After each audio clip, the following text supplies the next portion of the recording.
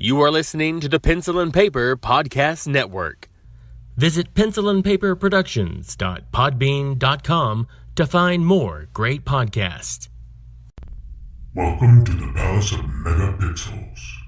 This is Super Mega Crash Brothers Turbo!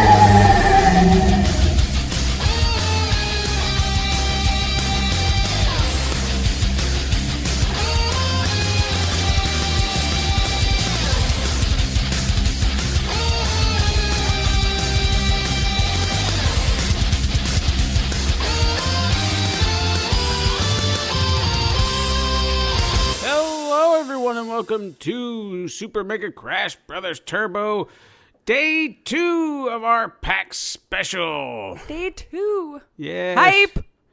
Oh, boy, we're exhausted, let me tell you. Yeah. I mean, after it's a good exhausted, though. It's a good exhausted. We did have a very busy day because compared to yesterday where I felt like we wandered more than we played. Yeah, taking the ground and see what's going on. Mm-hmm. Today we actually played and wandered equally. I'll say that. Trying to find something new, something fresh, something that we haven't done before, because I have never played any of the games we've played today. No, I think, everything was a brand new one for me, too. So they were all new. They were I think a lot of them are still in development. I think there are some that are out now. I think out of the ones that I played, I don't think any of them had a solid release date yet. Yeah. They kept saying, like, this year. Summer, something like that. Yeah. So, or if they did have one, I did not see it, or they did not disclose that info. So, and also Katrina's over there, and she's setting this one out. I'm guessing because she had a rough day. It's a lot. It's a lot. Yeah, but she's here. She's with us. If you hear in the background, she might chime in. Yeah. You know, she has a habit of doing that from the background, which is fine. But we love her still. First, I want to make some corrections from yesterday. Yeah. I feel for the first one, I feel like maybe I said Heaven's Fault. And I'm never going to remember. I'm surprised I didn't get added at sometime today because I tagged them and all that. It was Heaven's Vault. Oh, okay. So if I said fault, because I even looked at my notes and for some reason I wrote down fault. Maybe it would have sounded like they're not confident enough whether you said a V or an F. Maybe not. Maybe I covered it up. You just got to say things really fast. Yeah. So just to clarify, it was Heaven's Vault. I didn't play it again today. I didn't see it, but just for clarity's sake, we did that. Plus, Blood Roots, I think we were talking about, it kind of had a Viking-esque feel to it. It's actually kind of a Western setting, I think. Yeah, so a little different. Because we actually looked at the cards, and you could see soldiers and stuff like that, and it was like, oh, okay, so not quite. But the guy, he has this kind of Grizzly Adams, with the skin, because Katrina described him, with wearing the wolf pelt and all that. Yeah. So, yeah. Yeah. But you could have taken that one or way or the other, I think. But it has more of a Western setting. And then by the time it comes out, it'll be straight up Victorian era. Yeah. So who knows? We don't know what's going on. It's still a fun game. I still want to play it. So I just wanted to clarify that just in case people were listening. Try to do our due diligence. That's right. I guess I want to touch real quick back onto. Oh, man. Here we go. Come on, brain. See, I told you we're tired. Feral Frontier. Yes. From Dirty Beast Games. We talked to them. I went back and talked to them again today. Played it. I wanted to see how everything was going. They've gotten more traffic, which perfect. Great. Yeah. I guess they had some feedback from certain players. And they even asked me because I got to play it a second time. And I was just breezing through it, because I had a familiarity to it. I still feel like maybe the buttons for me personally are not where they are. So maybe that's the one thing I could have pointed out to them. But again, they're still early in development. Yeah. So they could add this in later on. It could just be we don't do Xbox controllers too. So it's hard to gauge for me when you're... But I guess maybe if there's like a controller button mapper or something like that, like they do in Mega Man games, because sometimes I want my dash button somewhere and I'm looking for it and I'm like, this is not where it belongs. That's just me. Yeah. So if maybe that's my gripe. Maybe that's the one, because they asked me, I said, do you still like it as is? And do you have anything? And I was like, not really.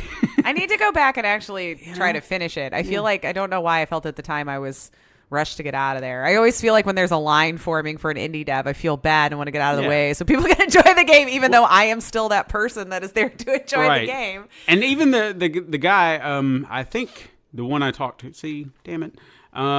Josh, that was the guy. He's actually the designer, so the entire look of the game is all him.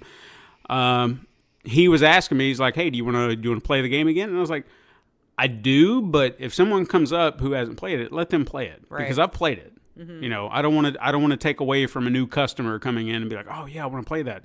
So it opened up at one point, so I dove back in, played through it from beginning to end, and I still love it. Yeah, I still love it. Yeah. You know, I can't wait to play more of that. Now, do they have a release date, or they don't? And that's they actually were, from the way they were talking to me, they were approached by a few publishers.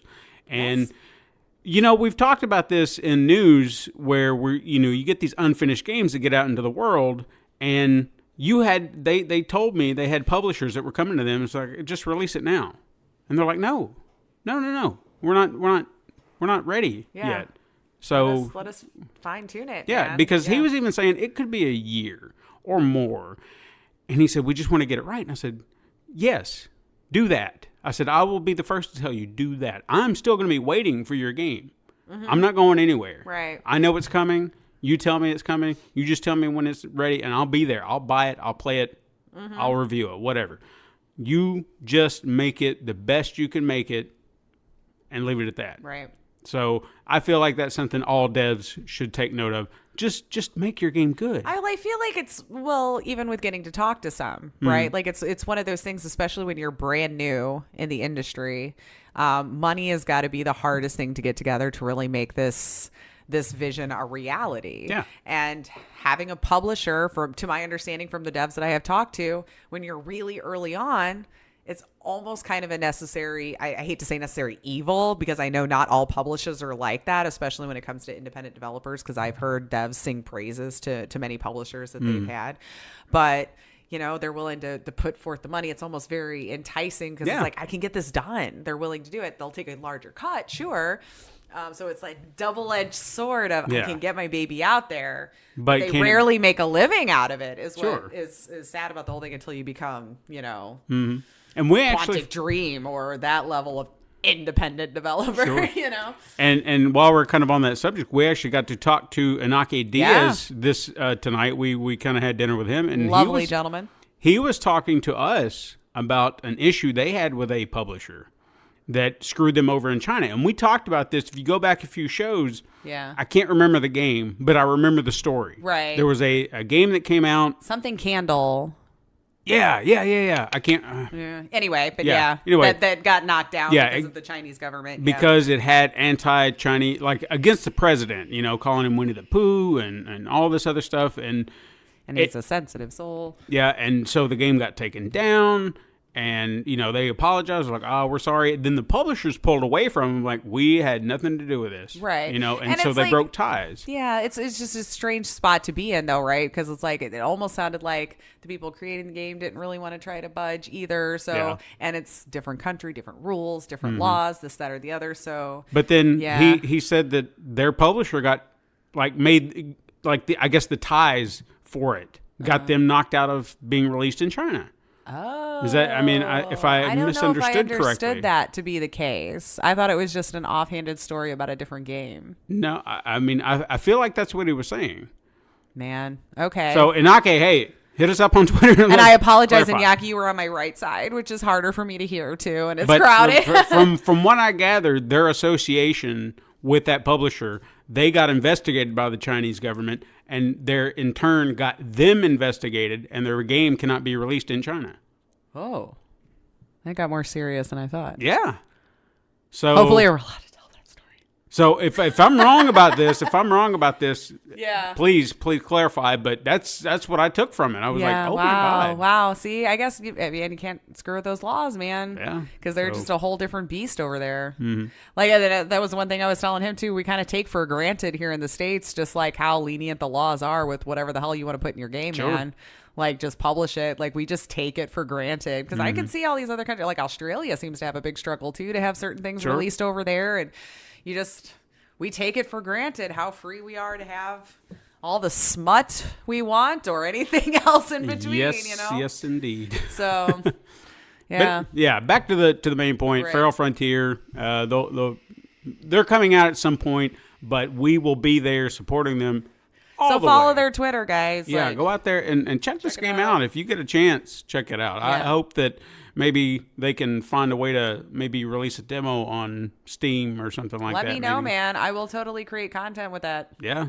She's a streamer, guys. I don't think we've mentioned that. So she can Nobody knows this. Yeah, I keep it under wraps. I'm really good at PR. But let's talk about some of the games because we have quite a few. Now, I would say that maybe not all of them we have a lot to talk about, but we'll see. Yeah. We'll see where we go with it. The first one that I have, I don't think you got to play, but maybe you saw it there. It was called Skellboy.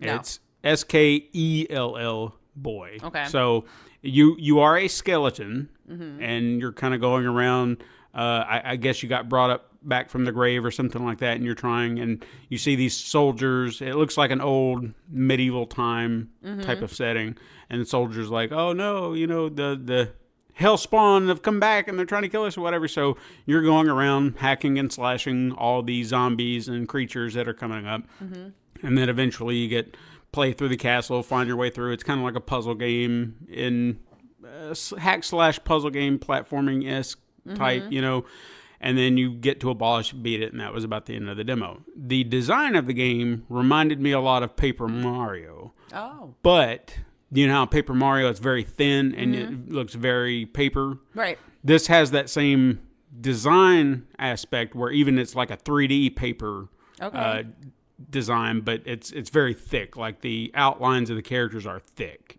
So in essence, it had that feel to it. So I kind of like that as far as a design aspect of it was concerned. I also played this on the Switch. I guess I need to clarify that too, but I think it will be also available on Steam, if I'm not mistaken, but it was on the Switch. In fact, I've got a card here, and it may just be a Switch title. I played it on the Switch. Everything that I said says Switch, so let's just say it's a Switch title. Yeah. We'll leave it at what's that. on the card too? Yeah, it just says Switch. So, okay. It's just a Switch title. As far as Add us if we're wrong. Right. Yeah. But one of the interesting aspects of it is it was like a body swapping thing that you could do. Like you start off as like a head and a torso.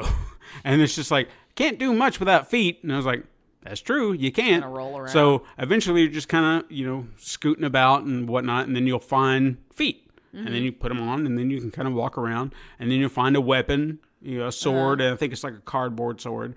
And then as you beat the enemies, they will drop things sometimes at random.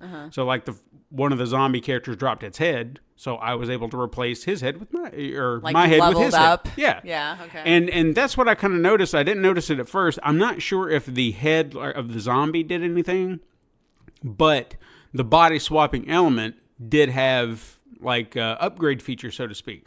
Like I defeated a bat later on, and I got bat shoes, and that made me move faster. And then I beat I know I picked up several weapons, and obviously, there was like I think it was like a club, and you could jump up and do like a big smash. So that would kind of take out more enemies at a time. There was a sword that would just had higher hit points and attack.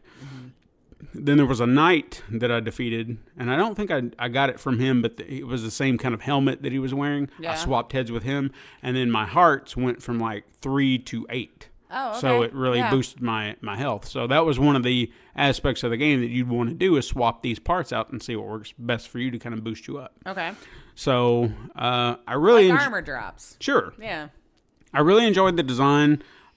It's something I could probably see myself getting into for a while. If I could get it on my platform, of course I could just go ahead and get a Switch. But Yeah. But I did like it. It was interesting, and I even talked to the devs and invited them on the show, and whether or not they accept at some point, we'll see. Yeah. But they have a good game, and if you've got a Switch, go check it out. Perfect. So, Did you have anything that you got to play that I didn't? Yeah, I think the Afterparty. Yeah. Never went into that one. I just got to bring up my notes here because, trying to be like a professional or something here. Right. But the game was Afterparty. Night School Studio was the developing team. So I think the graphics was what really just kind of drew me in because it just looked like this really fun. You could tell from a distance, and I'm like, this is probably just going to be one of those cutesy like narrative kind of things, and it totally is. It's totally very narrative driven, but it has a few neat little twists to it. So you're starting off as two best friends, Milo and Lola, and they're college students. Right. And I'm not sure I really got the backstory on how they died, but they die and they go to hell.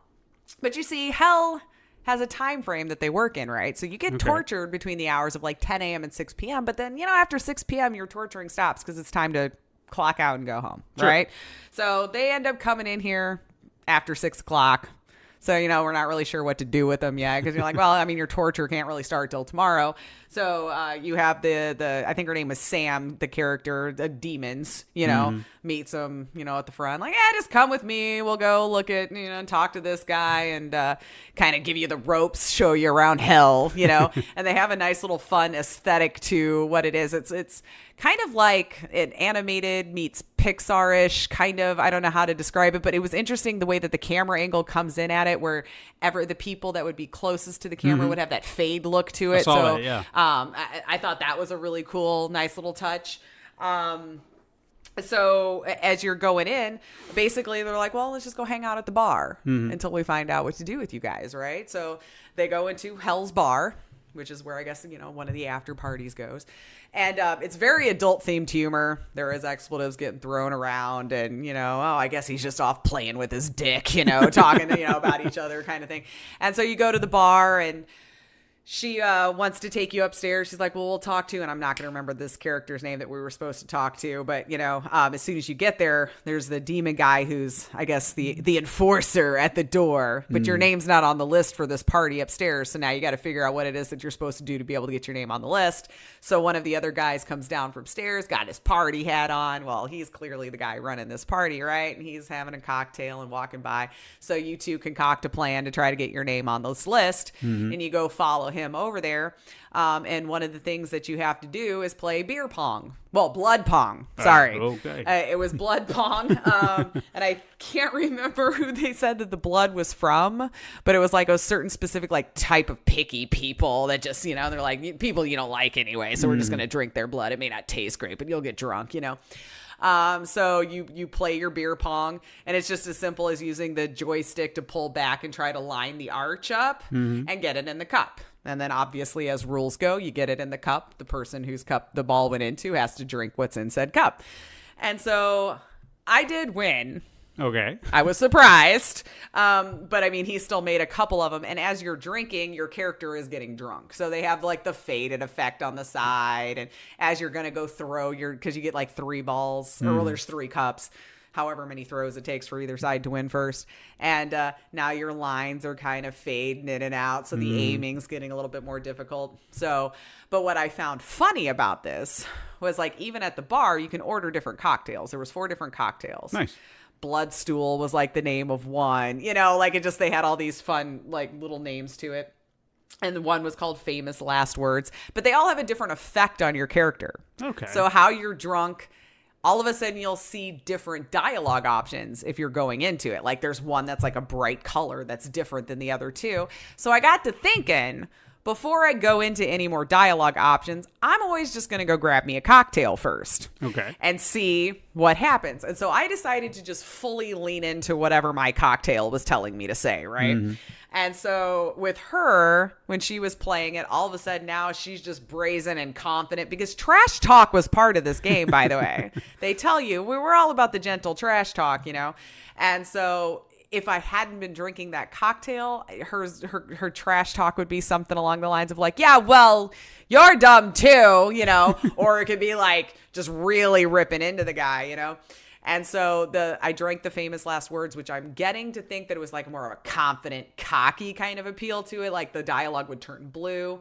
And so I always just went with the special option. So I just always leaned into, I guess, maybe the worst inhibitions that you have with the drinking with it, but I found that to be more fun. And so eventually, you're in his good graces. You have a drink with him at the bar and he decides to put your name on the list, and you go upstairs, and there's not a whole lot to do upstairs that was in this particular demo, or at least if there was, I turned the direction that furthered the plot, in which case I couldn't go back.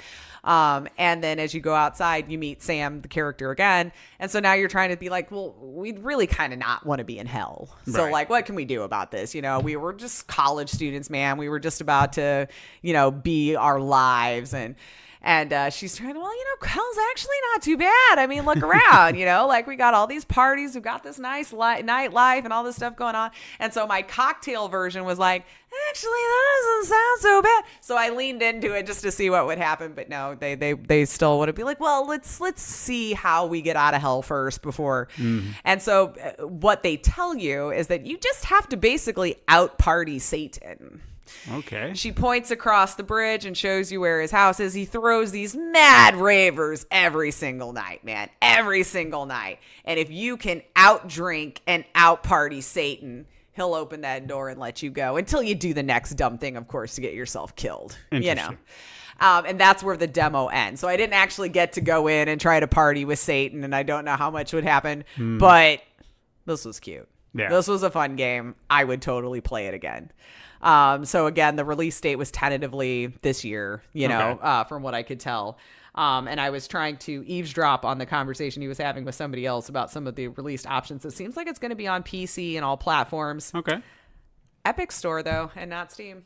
Oh, see, they nabbed another one. Because I had to clarify that when I heard him say PC, and I was like, so just to clarify, so like Steam, Epic, Windows Store, whatever. And he's like, Epic Store, and then PlayStation, Xbox, and Switch. And I was like, okay, thank you. And just made a note of that. So PC gamers, and whatever side of the fence you land on, take with that what you will. I do think that they were on that list. I remember reading recently when they were did their GDC. Oh, okay. Presentation. It's actually coming back to me. I remember that. I may have listed it on the show when we talked about that. So, yeah. So, however you feel about that aside, if you have a console of any kind, it sounds like you could still get the game. Yeah. I would like to play it more.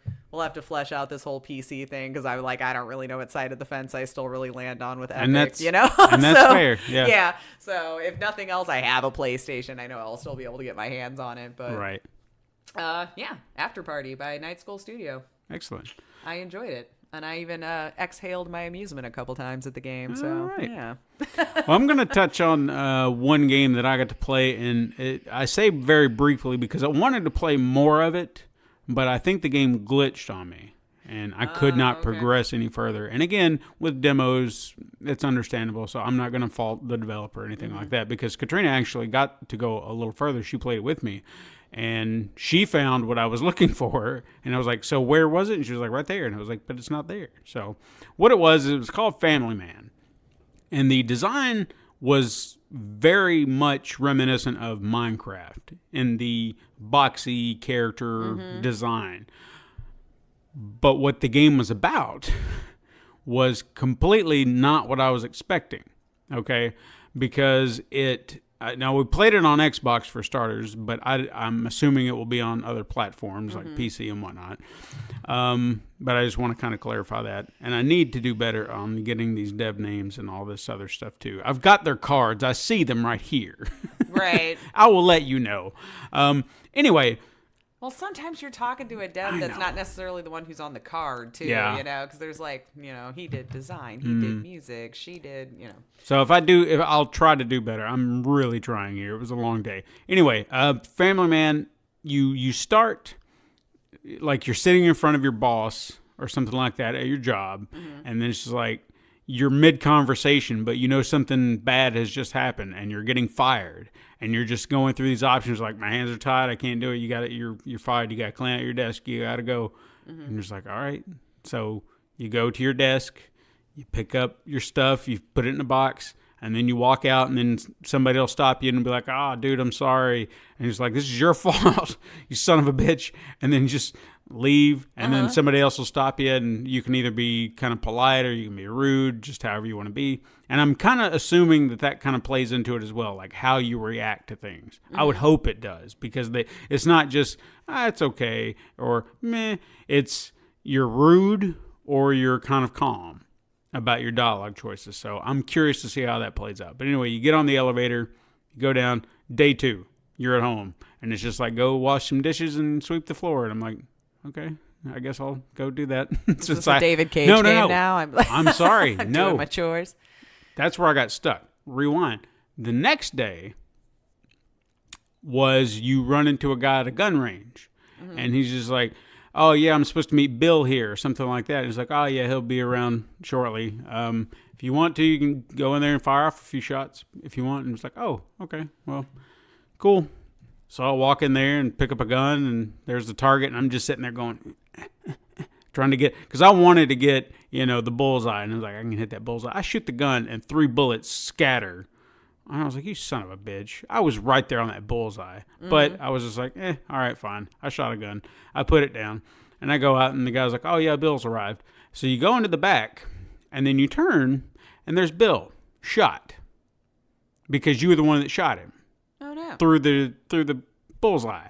And I was like, okay, this just took a real dark turn. This escalated fast. And then I turned to the guy, and he's like, so here's what's going to happen. You shot Bill, and your guns, or your fingerprints are on the gun. So you're going to do what I tell you, or that body shows up with the gun. And I'm like, what the fuck is going on here? Yeah. So it's just like, this is what's going to happen. I'm going to tell you what to do. And, this is the life you're living now. So get used to it. And I was like, okay. And then it transitions to the next day where it's like, go wash your dishes. And I'm like, I guess I'm going to go wash dishes and clean my house because I don't know what to do now. But then I got stuck because I washed the dishes, and then it said clean 2 spots off the floor. So I grabbed a mop and I cleaned one, and then I looked the entire house over and could not find the other. And I was like, I don't know where it is. And then Katrina was like, it was over here on mine.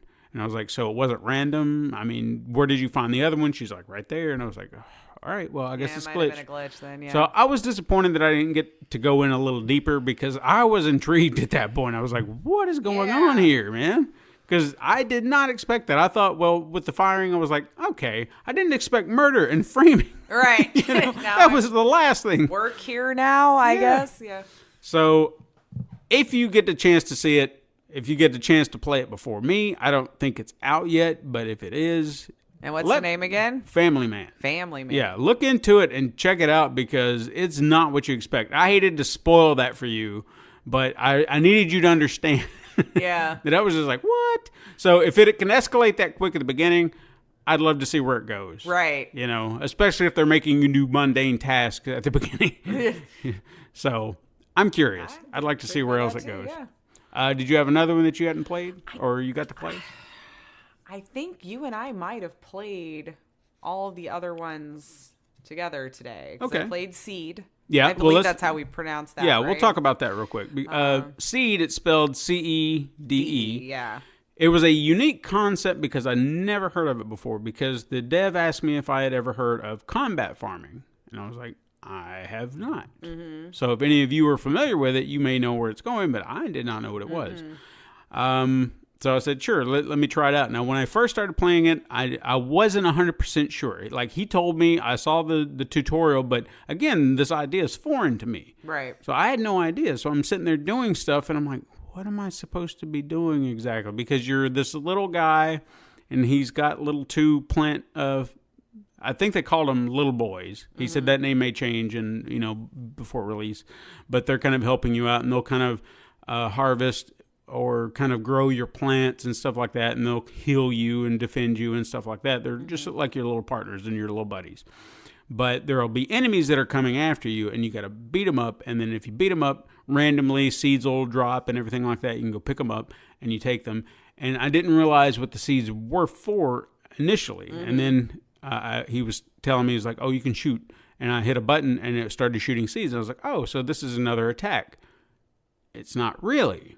I mean, it can. It can be, but it's not initially what you need it for. Granted, you could probably use it as a way of attack / getting your objective. Right. But what you're trying to do, you have an area that's very dark. Just say like it's dead land, so to speak. And you're trying to make it lush and vibrant and populate it into this green grassy area.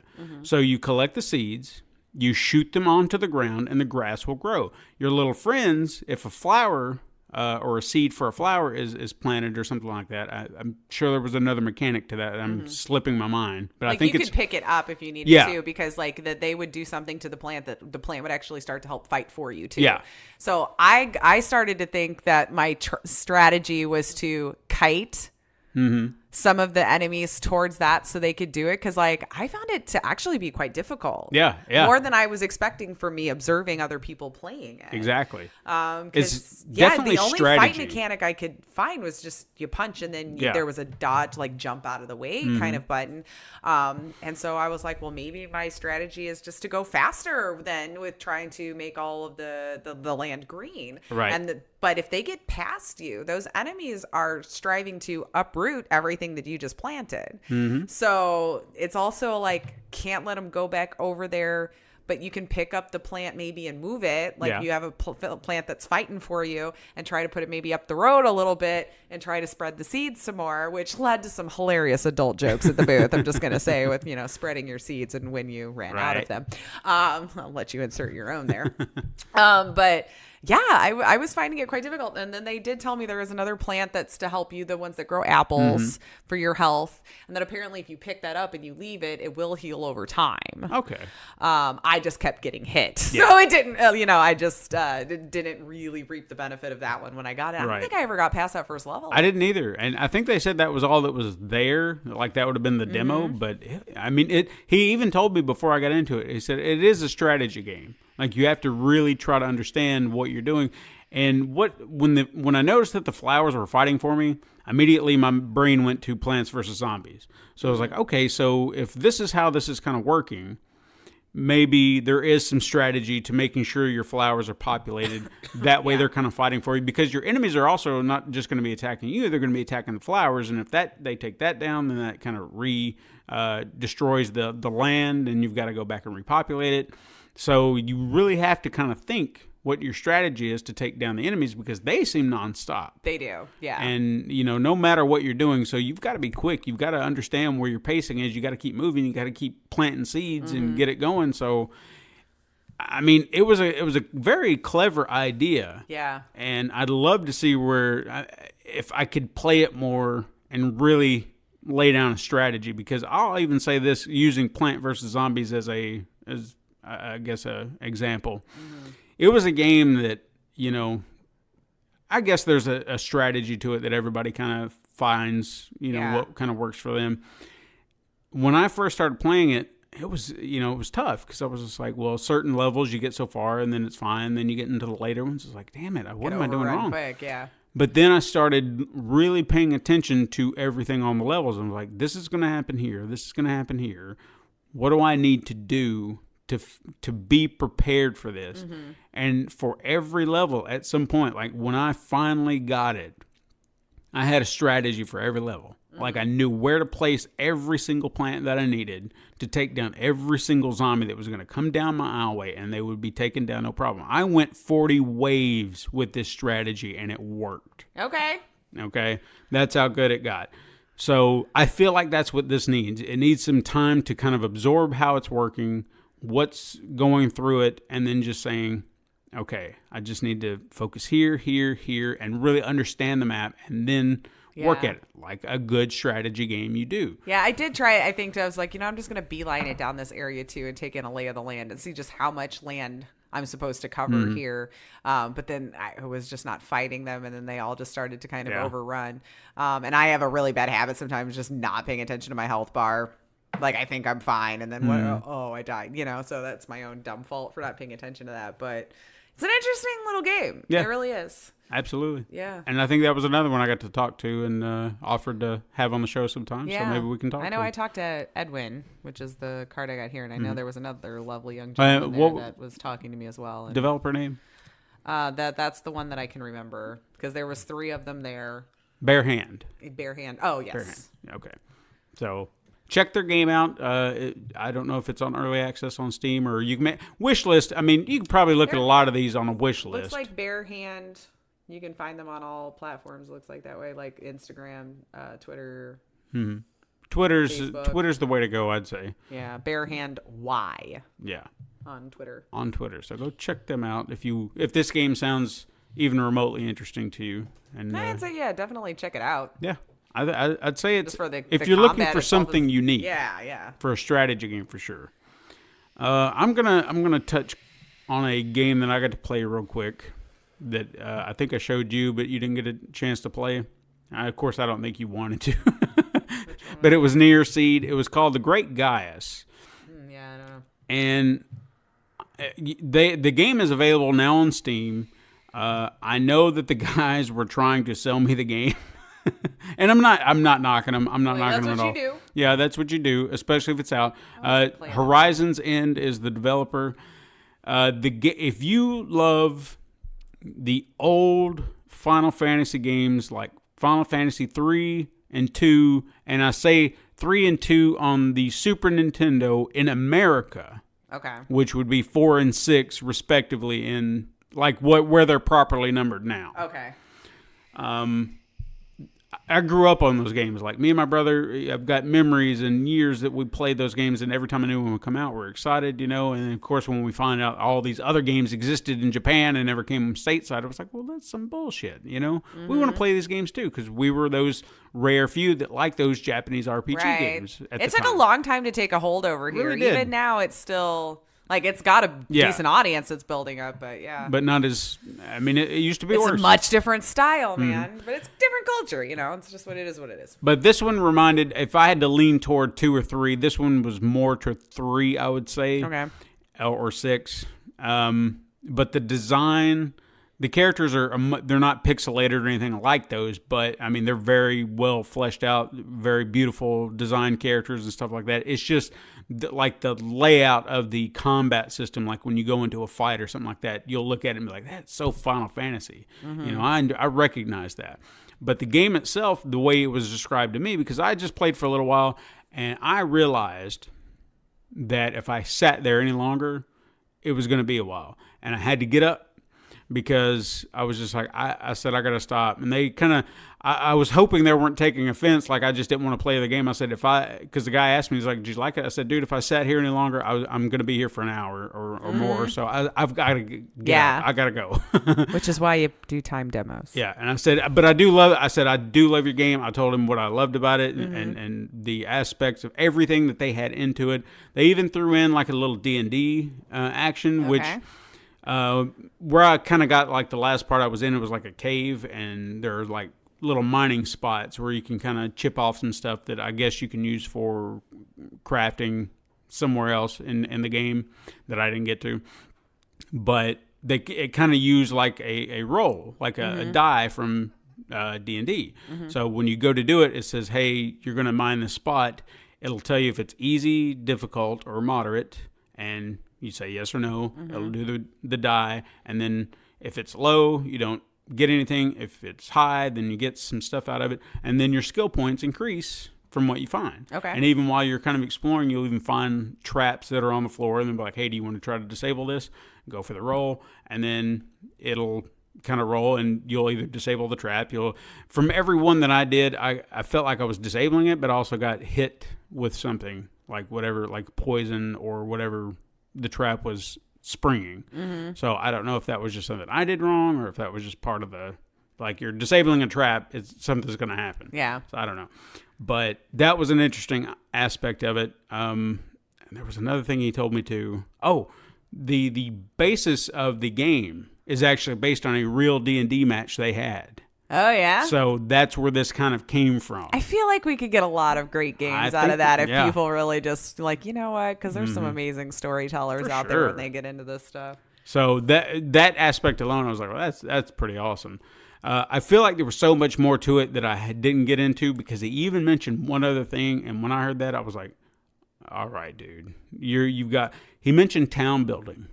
Okay. So it's this RPG like those games, but there's this additional town building, And that reminded me, and I didn't mention this to him there because I didn't get to play it, but I'm sure, and hopefully they'll be listening to this and they can tell me yay or nay, ActRaiser, which is a game that was also published by, Enix before they became Square Enix. Okay, yeah.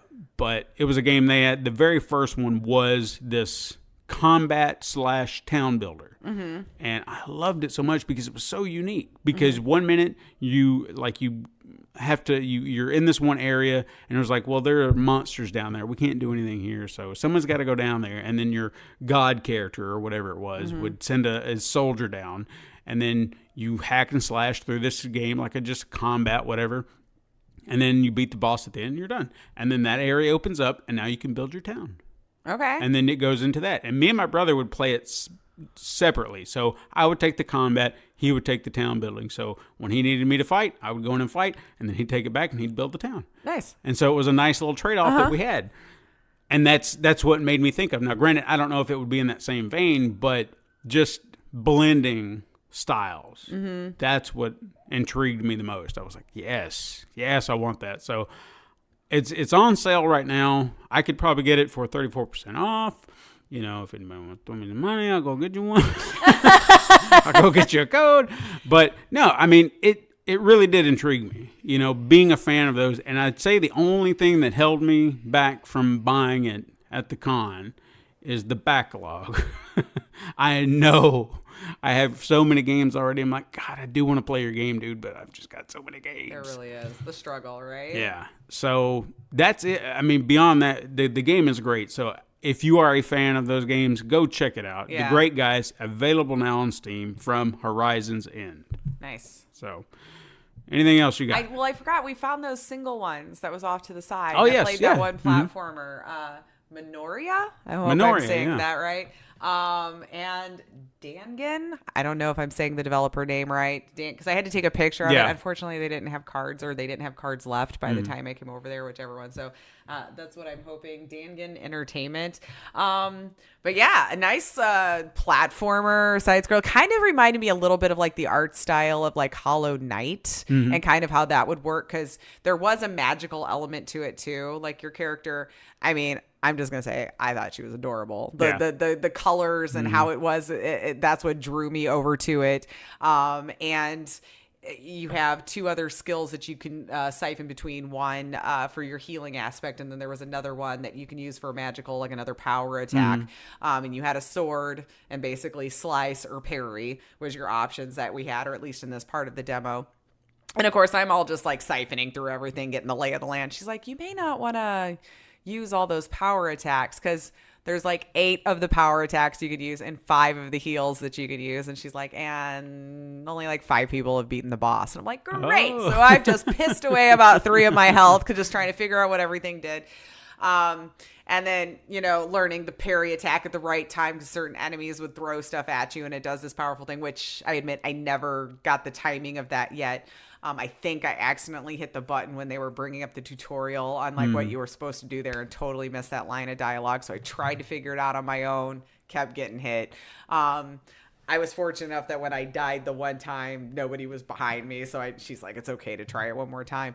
But there wasn't a whole lot to this particular demo. You do have to, it's kind of like, she described it with like a little Dark Souls theme to it. Although I don't know, unless she was just trying to capture the saving system, right? Because you can't just be a save scummer in this game. So you collect ink, and you'll find ink wells along the way. And so the ink wells, if you have the ink, so kind of like maybe even, you know, Resident Evil or something, if you've got the tape, for the typewriter, you can save. Right. And that's also where you'll level up your character too. So if you have points to spend to put into anything respectively, once you find this ink well, this will be how you do it.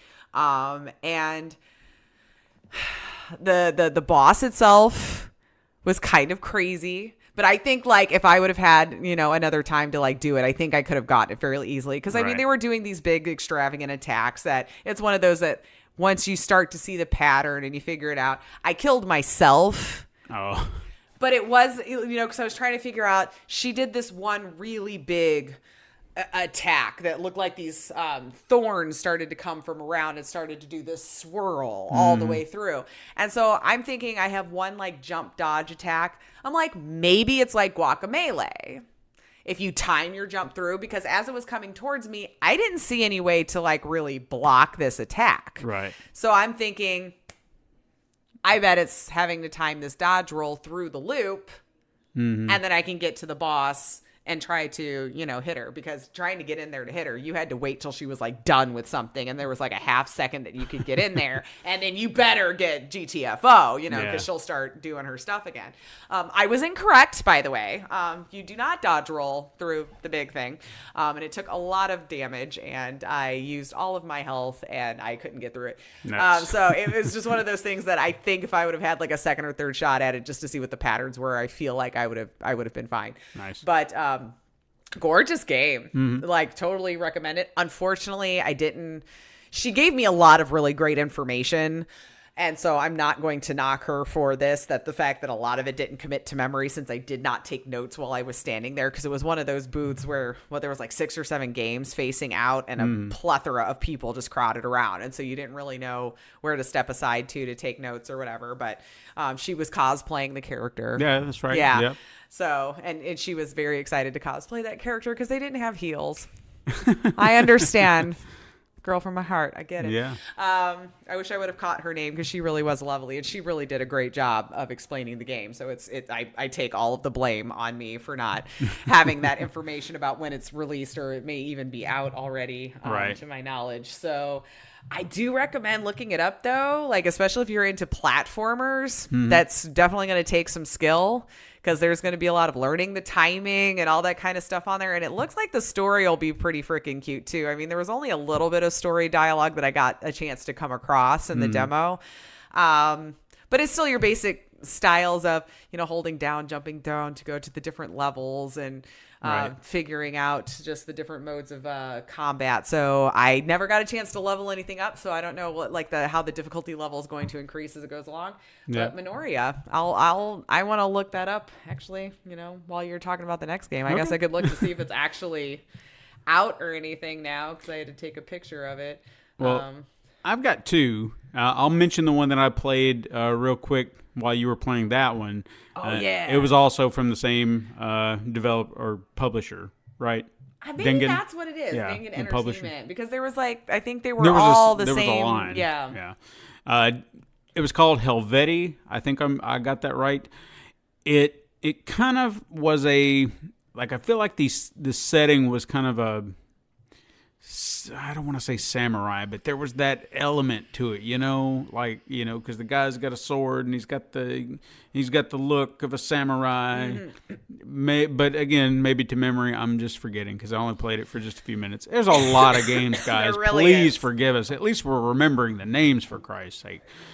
But I don't really want to say hack and slash, because I don't really feel like that's the appropriate term, but it's because hack and slash, you just swing and swing and swing and kill like that. This seemed more paced, I guess, because it wasn't just swing. I feel like if you just pace your swings and pace how you do it, it's like slash, up, over, down, jump, and just like you can really get into your combos and attacks if you just know what you're doing. Because once I figured that out, I was like, oh, okay, so I'm going to hit him. These guys are flying up here. I'm going to jump, slash. This guy's down here. I'm going to press down and attack, and I'm going to stab him, and I'm just going to keep going like that, and I'm going to dodge over here.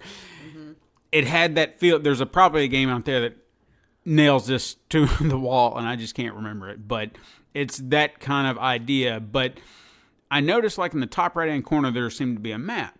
But it was like just a map in the sense of it showed that I'm in this one area. It was just a block. And then you could go to your left or to your right, and then either the map would continue or it would tell you that's it. So you're going to have to go back and find your way through the area. But each area had enemies, and then you would beat them, and however well you do, you get a rank based on how you fought. And I'd say I did pretty well at the beginning and then just slowly tapered down because it was like I was getting A's at first. I was like, yeah, I'm badass at this game. And then by the end it was like C's. I was like, oh, okay, I'm average. So, I mean, you just kind of progress through. And I think I don't remember if I got to a boss, but I did get so deep that the enemies were getting harder and harder, where I had to kind of change up my strategy because someone had shields, someone would be doing other things. I was like, all right. I do remember fighting one boss because it was like a snake or something, and I noticed he would kind of strike out, but his head would be on one side and his tail would be on the other. So I was like, oh, I'm going to roll over behind him and I go whack, whack, whack, and then just kind of keep following him, and I beat him. But then you progress, and then the enemies get harder. So I think you have to figure out your play style as you're doing it. So you really have to kind of manage. Okay, you can't just hack and go at everything. You have to say, all right, how am I going to take care of this one because he has a shield? Or maybe this one's doing something else and I've got to find a way to counter it or get around him.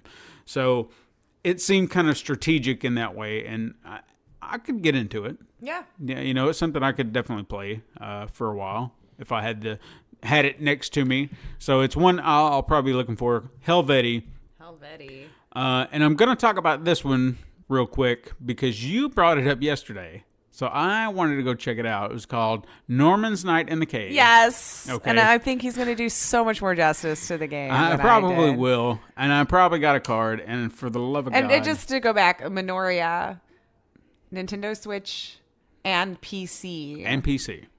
This year sometime is all it says. 2019. Okay. So Switch and PC. Well, Norman's Night in the Cave. Developer is Bomb Service. There you go. Okay. I'll have to look that up later. You're going to have to give me notes, too, because I wrote mine down. I know. Anyway, Norman's Night in the Cave, it will be out this year. It's going to be on multiple platforms. I noticed mobile seemed to be one that they had listed. I thought maybe it was just tablet, because I thought was all that was there, no? Or I think there was a tablet. There may have been a Switch. Okay. Maybe. But I'm not going to swear to that. But mobile platform, I would honestly say this is a good mobile platform because it's a touch screen game. You're going to have to do that. It's definitely physics-based. Now, as far as the story goes, I'll go ahead and say this up front. I did talk to the dev, invited him on the show, so maybe he can explain to us and yell at me for what the hell I thought I was doing. I'm like, dude's retiring. He wants to bowl. I mean, to explain a little bit more as to maybe what the story is about, because I think maybe it's just a way to play, like, just a simple idea. It's like, how are we going to do this? Like, let's do that, you know? So, from what I gathered, there's a guy named Norman. Yes. And he's, I think from what I gathered, I don't know if it was necessarily he was retiring per se, but he had this habit, like an anniversary, where he'd go buy a new ball, a bowling ball. So it was time for a new bowling ball, and he was trying to decide, and then you can choose which one. I didn't realize that at first because I was looking at them, and there were three, and I was like, and I touched the green one, and I was like, wait a minute. I can choose whichever one I want. So I went to the red ball. Okay. So I got the red ball. I don't know if it made a difference in the story. Was your ball red? Yeah. Oh, okay. But I don't think it mattered to the overall art, but maybe it did. Just whatever color you wanted. So I got in there. With the blue one. As soon as you pick your ball, you fall into a pit. Mm-hmm. And then I think that's where the story kind of gets like, what happened? Right. For you, you know, because I was like, yeah, what did happen? Well, now it's just me pushing this poor little man throwing a bowling ball. So you practically pull the ball away from him, this bowling ball, and it shoves him forward. You can do it lightly and kind of nudge him along, or you can pull it back all the way and then fling him however you want. And then as you kind of progress, you go from a single jump to a double jump, and I even found a triple jump. Yep. So I think you're just trying to navigate your way through the caves using this physics system with the ball.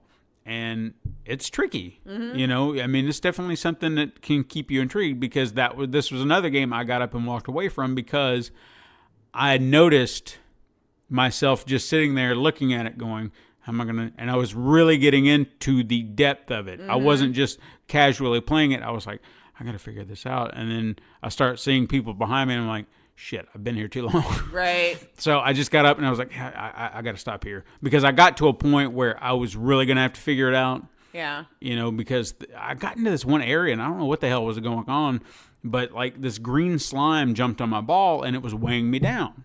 So I couldn't Yeah. do what I needed to do, and thought I was trying to get into this one area, so eventually I So backed didn't have out. a little cloth on him to No. clean his bowling ball. So- a towel.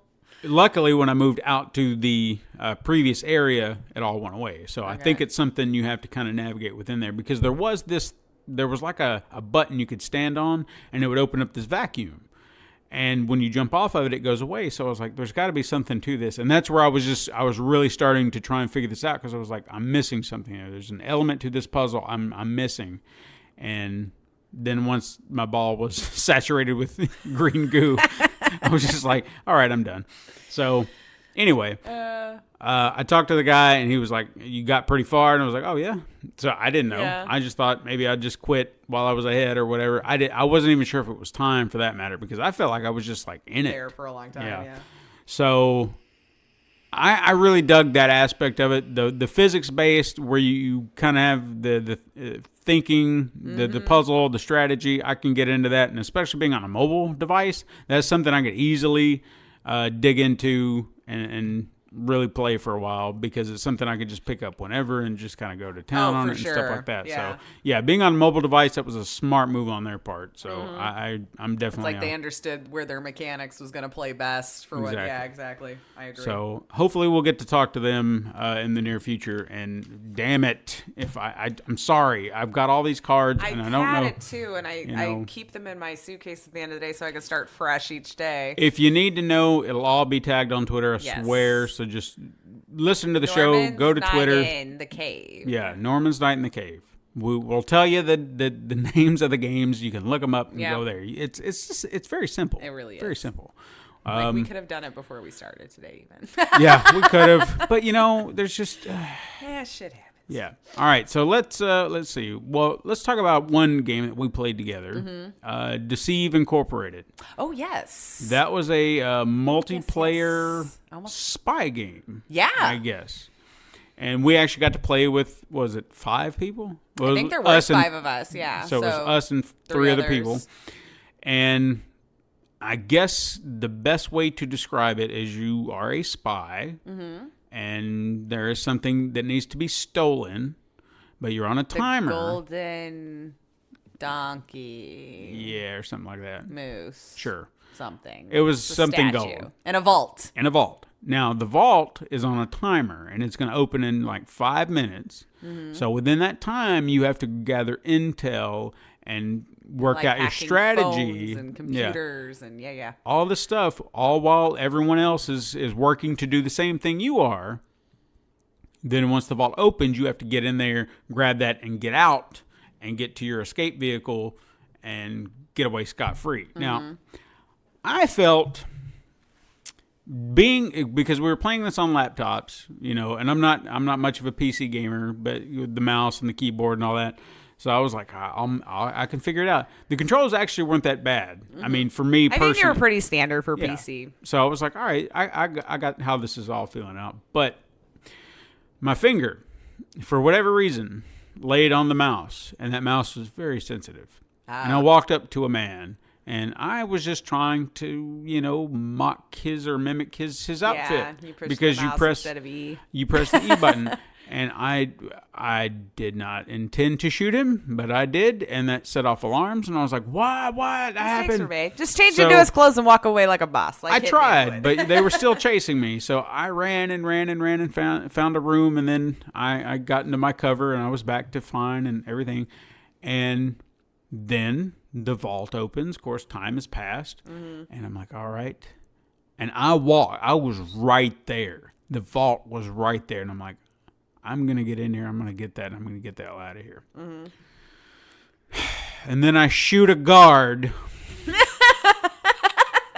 because my finger slipped again. Telling y'all it's sabotage. And I was like, why? Why is this happening to me? I was so close. I was doing so well. I couldn't find the vault. Yeah. I happened to look on, just wandering around, and then Me it was trying just to like navigate there. a map strikes again where I'm like, where There? am I even going? I don't But know. I was like, And apparently I wandered in a place that wasn't mapped yet because they came and tapped me. They're like, we don't have a map for over there yet. So you got to go back over there. And I went, oh, okay. Only you. I was just wandering. Where does this door go to? Sure, I have enough intel to open this door. Let's do it. But yeah, it was just, I was so mad. Well, I couldn't figure it out. Like, I mean, I understand the basics or whatever. And that's another, because there's some games where it's just like, I need a try or two to understand what it is that I'm doing and where we're going and all this kind of stuff. And when you do steal the object, you do light up like these like circles kind of flash on the screen where they were. So I thought, because you can chase this person apparently and kill them and steal the thing. Nobody is safe until you've gotten this object and have gotten to an escape point. And there was 3 escape points on this particular map. And so I thought, well, I couldn't find my way to the vault in enough time. I'm going to cut them off at the pass. So I thought I was being smart because I was like, well, he's or she, whoever it was, is closest to this escape point. This is probably where they'll go. But I'm wondering, though, if the game itself doesn't let you know which escape point is going to be ready until a certain point in time. Because I feel like I saw something come on the screen that said XYZ escape point ready. I could be wrong. That it's just whichever one that you get to first. Right. They did not come the direction that I thought that they were going to go to. And so I never even found the person who had it or anything, so like I just failed it all around. Although I managed to, wander in an area I wasn't supposed to. I did shoot one guard because I got to an area I wasn't supposed to be in because I wasn't dressed properly for it. And then he got mad at me. And so I just shot him and we were in the room by ourselves. And so I walked over him and took his clothes. And I was like, well, all right, easy enough. Now I'm allowed back here. And then another guard walked back and nobody said nothing about the body. We just kept, what's up? What's up? Yeah. How's the wife and kids? Good. Excellent. I'm going to go security over here now. Okay. I just walked on out. Like, not even going to pay attention to what just happened here. So I did shoot one person on purpose and got away with it pretty slyly, I would say. At least it was on purpose. Yeah. I was just like, oh, you're a problem. Steal your clothes. I'm good now. Yeah. I did notice one thing. This probably was just because the demo and everything like that. I'm sure you can use your actual handles on, whatever platform you use. But all these spy names were Bonds. Yeah, so I saw that. Yeah. Was it Agent Connery, Agent Moore, Agent Brosnan? Something like that, yeah. Yeah, so I thought that was kind of neat. Connery, I think, was on there once, too, yeah. I think you were Connery, to be honest with you. Was I? Yeah. I probably didn't know. Because I remember seeing you on the screen, and I was like, I was so focused on trying to figure out whether people were supposed to know that I was another player. Yeah. Because like there's some other games that are like that where like the point is to blend in. So other players may not necessarily know if you're human or NPC. Because I feel like I played one last year that kind of was like that emulate. I think all of us got to play it right towards the end. I don't remember the name right now. But yeah, so I wasn't sure, like, because I'm just like booking it. Yeah. Like, am I not supposed to? What do I even look like right now? Exactly. But nobody ever shot at me. So either I was just never where I was supposed to be or nobody knew or I didn't have anything of importance. Yeah. I never ran into one either, or at least I didn't notice. Yeah. Because I was trying to blend in as well, but there were characters I saw running around and there were multiples of them at a time. Sometimes it was like, that can't be. I just one of the figured other if players. they were on a full-on sprint, it was probably a player. But I don't know if that's true. But the area I wandered into, it seemed like people were shooting at each other. And then I got all like in mode thinking it was time to go down, but nobody was shooting at me. So I was just like, well, then I'm not going to engage. Yeah. Maybe this is just between some NPCs back here and just let them have their deal. I'm going to walk out. Nobody bothered me at all. Yeah. Wandered into the VIP area. Nobody seemed to really care. So I don't know if I accidentally stole some clothes that I was unaware of. I have no idea. I will say that some of the voice acting in there, I don't know if you heard that or not, was kind of... Very little. It was just stale. It was like, stop, halt, stop. When you were being chased, it was like, really? This is what you're coming at me with? Maybe it's a placeholder? I don't know. I mean, it could be. Yeah, I don't know. Again, but I could barely hear it. Yeah. The cons are so hard. And a lot of them I noticed this year had like volume knobs. But I had mine all the way up and still couldn't hear it half the time. So it's just there's so much con noise. There is. But, I mean, if it's definitely something I would say definitely needs to be played multiplayer. I don't see it being as fun without friends. I mean, but I'm of the opinion myself anyway. I don't like multiplayer games with pug groups. I just don't. Right. I think it would be like if you had a good group of friends and it'd be like a party game. Sit around and you're like, hey, you guys just want to mess around for a little bit, and then who's gonna steal the thing? Yeah. I really feel like that could just blend into some other party game. Yeah. Not to say that it couldn't stand on its own merits. I'm just saying that it has that feel like maybe something it's not even meant to be a single. Well, I mean, it probably is 100% multiplayer, right? Yeah. Like, I mean, it wouldn't surprise me if it is. Yeah, because I wouldn't see that being fun if you were just going up against NPCs. Because who are you? It would get too easy, I think. Yeah. It's all about, hide and seek. Who's going to get the treasure, and then, I got it. Yeah. It just feels like a party game meant for that. So I liked it. Yeah. For that. But I just don't know if I'll ever get it because I don't know if I would have enough friends to do that. That's true. I guess it you makes need it at least sound 4 other friends. I know the struggle. It makes it sound so lonely, like we have no friends. Like I have no one to play this with. But we have friends. Not in our time zone. Yeah. They're like that 6 hours ahead or some shit. Yeah. That's always a struggle with us. What else did we play? Darksburg. That was a Diablo-esque multiplayer game that we played with. Yes. Yeah, and it was people. Yeah. Okay, see, now I'm your audience for that sort of thing. I can get into those for a solid couple of weeks for sure. Like I've been addicted to Diablo plenty in my past. And so when they're grouping you up, that's why I was trying to be friendly to the people next to us, trying to encourage that this is the type of thing where you're supposed to work together. Just like in Diablo, if you're running a dungeon with people, you're working together, right? Or any kind of MMO. Yeah. You have your crowd control, you have your tank, you have your healer. Like you all together, DPS, make a team. And so I ended up picking Sorcerer, so the crowd control, because there was really only 2 people left. Yeah, they chose the tank, I think, in the DPS right away. And then I got on the other side. Archer or something. Yeah, and it was going well at first, but there was I'm gonna say it was an elite because I feel like we were all doing just fine and kind of sticking together. I don't think anyone was helping each other, but it was called the Enforcer. Mm-hmm. And it started to pull me towards it. Yeah, that happened to me too. And you guys just kept going, and I'm like, hey, and I even started to say loud of can you guys come back? Hey, and I was trying to be loud, going, you need to help me because I was hitting all of my buttons. This was clearly a situation I was not going to be able to get myself out of. And then I died. And so that's when I looked at you before I'm like, can you try to come res me? And then you probably ran into the same dude that killed me. And you were like, yeah, okay, and come back. And I was like, I know they heard me because I'm not quiet. I'm not a quiet person. And then I was just like, well, now I'm not talking to you or saying GG or anything. If we would have stuck together, I think we could have clearly at least done whatever level the demo had. Yeah. But then I just bled out because there was only a certain period of time you could come get me. And I feel like by the time it was almost too late, I saw their characters starting to come back towards us. And then maybe it got them too. But once you all go down and you don't have it, so you need to teamwork with this one. Yeah. But I had fun with it. But again, if I had a group of people who were willing to work together, it would have been a lot more fun. Yeah, the controls for me were a little odd because I wasn't even for familiar PC with gaming. That, yeah. That one was throwing me off because I naturally want to hit WASD to move. But with this one, you were using the right click to move, which isn't that unusual for those kinds of games, but still my brain's going exactly to go over here to move. And then the QWERTY, so QWER was your skills. So a lot of the times I'm accidentally using a skill when I meant to move forward. Yeah. So that's just like having to rework your brain to learn the controls. And usually your skills will be 1, 2, 3, 4.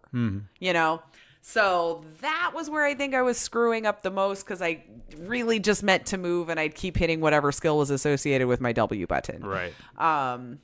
But yeah. We didn't get too terribly far. No, we died. And then I would pick it up again if I had people that were willing to. That's where it kind of comes down to. Yeah. I'd want to make sure that we had a team. We could hear each other because I think that was the other part. I didn't know that you were going down. I was just trying to stick with the crowd, and then we were starting to get swarmed. And I was like, I'm doing my best. I got pulled off. Yeah, and I didn't realize it. I didn't realize it. I'm like, there's got to be a way I can break this guy. Nope. Every button I hit, it was just in my health.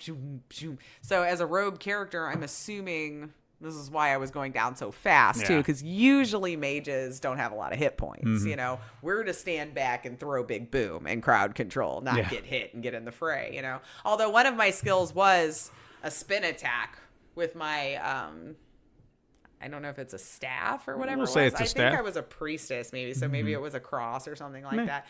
So that would require me being sort of close. Yeah. To do a spin attack, but that's probably like the oh shit button. If you get swarmed, you're like, and then run and get out, you know? But yeah.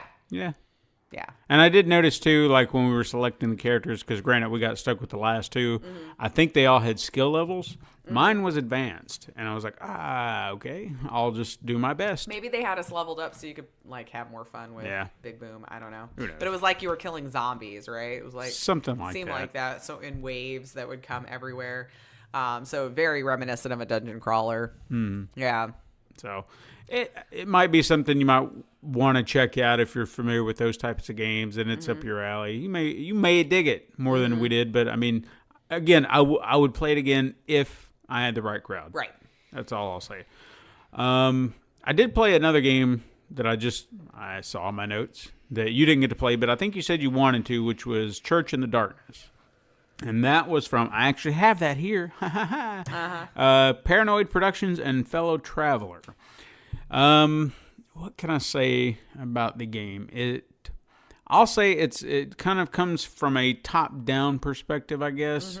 And even when I think about that, sometimes the angle isn't quite top-down, but it kind of is, for this. So I'll say it's appropriate. But I feel like it's a very stealth game. You could probably go in guns a-blazing if you wanted to, but I think it's meant to do it right. If you want to kind of infiltrate this, let me tell you what it's about first, and then you can kind of it's an action infiltration game. See? There you go. Look at you. With a story with a different time every time you play it. In the 70s, extremist religious sect, the Collective Justice Mission moves to South America to isolate themselves. You infiltrate the compound to find a relative, but soon learn that things may not be what they seem. And then you kind of go in. As I infiltrated, you can kind of get a sense, depending on your difficulty level, where people are looking. You have kind of like a stealth button where you're kind of creeping forward, but you can kind of get an outline of where they're looking. But I think, again, if you knock down the difficulty like level, XCOM-y, maybe. Yeah. Okay. But it'll take away what you can see and what you can't. So if you really want to amp up the difficulty, you don't have to have the outline, or you can make it easier. I went middle ground. I wanted to see what it was about, and I came into this village or into this area. Snuck up on someone, grabbed him, knocked him out, shoved him off in a crate or something like that. Took off. And I was like, okay, I can do this. Stealth.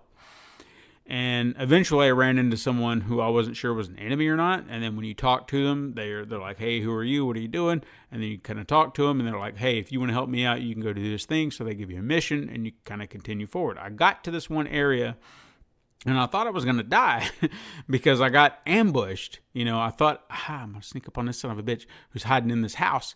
And one of the other guards was like right outside the door as I grabbed him, and they shot at me, and I was like, ah! So they went down. I knocked the one person down. I was able to get out, and then it was just like this cat and mouse game around the house. And then the other guy got up inside the house. And, damn! So they caught me, and I thought they killed me, but apparently that was, I guess, maybe something that was supposed to happen, unless maybe you can get out of it. I would assume you can because it didn't seem like an inescapable situation. Like you could probably do it if you played your cards right. I just didn't. But they captured me, put me in this cage, and the dev, I don't know if he was a dev or maybe some guy working the booth, he was standing there and maybe I misunderstood what he said. But I'm sitting in this cage and he's like, hey, I'm going to tell you a little trick. Don't immediately start opening the cage when you're standing there when it tells you to. And I thought he meant like, so not at all. So I'm sitting there for at least a good 2 minutes just not doing anything. Just waiting. Because I thought, yeah, something's going to happen, right? Right. Something's going to happen. Nothing was happening. I was like, I don't know what I'm doing wrong here. And eventually he was like, when that guy moves out of the way, just break free. I was like, oh, so you meant just wait and bide my time. Yeah. Okay. I just thought he meant if you just wait it out, something will happen. Yeah. You get it free. I was like, no. So there's a guard just kind of pacing back and forth. You wait until he moves, you break out, sneak past him, and then you kind of come back and take him down. Okay. Because for some reason he's stupid. He doesn't even notice you're not in your cage anymore. But I got through this one area, was trying to get through, trying to find my way out. Mm-hmm. I ran into another character who apparently the dev said no one finds or has barely found. He's like, you found that guy. That's cool. And I kind of progressed through the story a little bit, finding other things, but eventually I got into a camp where I got overwhelmed and I was killed. So it does get progressively difficult, but it's a stealth game. You got to find your way through. You got to sneak around, and I made one wrong move and someone spotted me and I was like, shit. So, but it was fun for what it was. The graphics were very simplistic. I mean, I noticed they kind of had this boxy look to them that could change. I don't know, but I'm not saying it was a detractor in any way. Like, it didn't ruin my experience of the game. I wasn't like, oh god, these. It could just be the style they were going for. Yeah, could be. So that's not a deal breaker for me. For some people, I know graphics mean the world. Right. No, this is not a deal breaker by any means. I just observed it and it was odd. I was like, okay, it had a very older kind of PlayStation 1 N64, the blocky kind of yeah.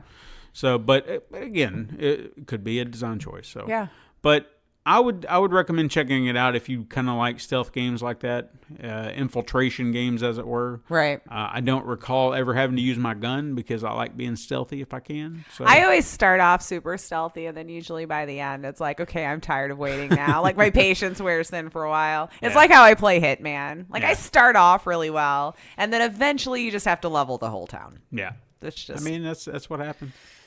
What else did we play? Night Call. Night Call, yes. Yeah. I did enjoy this one. Although I will have to say, give us more info on how to find you, Night Call. Yeah, because we got this. I got a card that literally just says Night Call. Yeah. No Twitter, no Instagram, no website, no developer name. So we'll talk about the game. Don't know how to tell you to get a hold of these people. So I guess look up Night Call and roll the dice. Yep. So it was like, it's definitely a story game, heavily story influenced, kind of a noir feel to it. You're in France, you're a cab driver. You wake up from a coma that you were induced. You were attacked, and I can't remember the name of who it was. Apparently, it's the judge, wasn't it? Yes, the judge. The judge. Been rampant for a while on these streets in Paris. Man, they've been trying to catch this guy, and he attacks you. But your passenger wasn't as fortunate; they passed away. You're the only person who has survived the judge's attacks at this point. So, one of the cops basically is putting you on a mission to try to figure out who this person is. Yeah. So you are in your cab driving, and so it's very simplistic in that style where it's drawn to have that noir feel. So when you're driving, you're really just looking at the cab driver, the person sitting in the back. And it's dialogue, so it's not like you're listening to them talk. I mean, I think it was voiced, but I didn't hear any voice. But it's just so hard to hear it. But I just went with subtitles. I do that anyway with everything. And apparently the developer was saying, I believe she was one of the developers, yes, that there's 75 different characters that you can interact with that will take 3 playthroughs to be able to have seen all of them, to interact with all of them, which leads me to believe there's going to be 3 different killers at least. And even 10 different endings, as she said. Oh, okay. Excellent. So kind of the mechanics are you get a map. You'll see what I imagine is your fare. So you'll see a couple of places on the map will have like a person's name on it. Gas stations are on the map. So you do have to manage the gas in your car. Yeah. I guess your food and stuff for the day. And as she put it, also your cigarettes, because you are French. Yeah. Is exactly how she put it to us. And so that's why there's gas stations throughout. And you do have a gas bar gauge up at the top right and your funds that you have. which all gets collected at the end of the day. So when I picked up my fare, we had our conversation as soon as one of the fares get in and be like, he looks very anxious right now, you know? And so you'll get a couple dialogue options about how far you want to delve into that conversation or let it go. And the one guy that I got was like, has anybody ever left anything in your cab before? You know, and you know, that happens.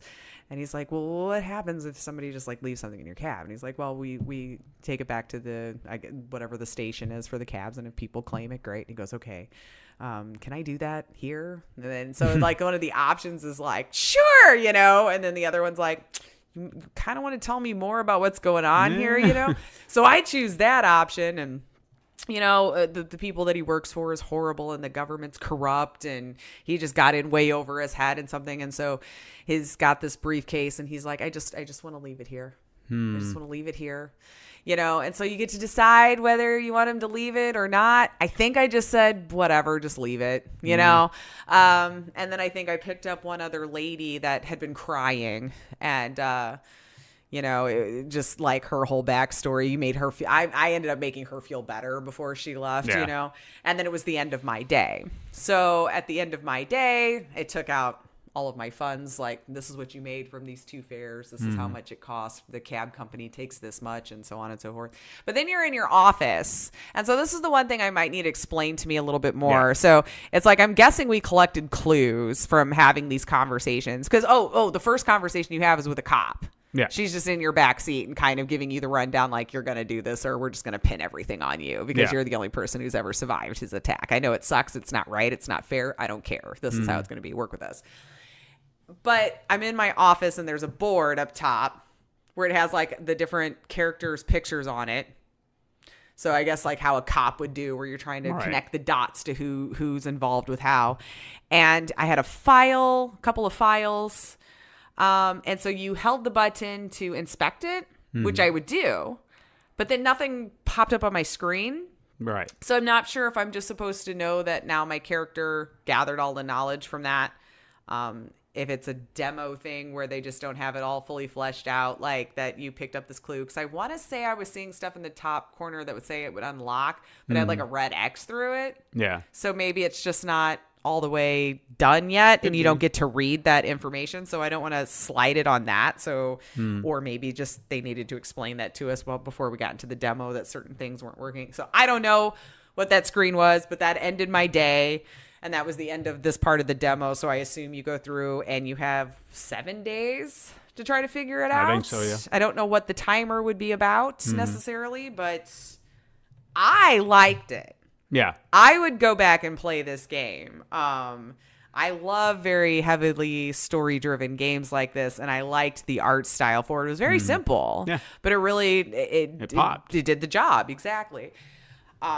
So I just really wish you had more avenues to figure out how to get a hold of you, man. Unless because I didn't see any cards or anything on the, and they were kind of doing a neat thing at the booth, which I feel kind of left out. Yeah, but she was very kind, you know, and I know she was working the game at another angle, but they were taking like little Polaroid pictures of people who played the game and pinned it on the wall. I'm just a little sad we didn't get to do that. Yeah.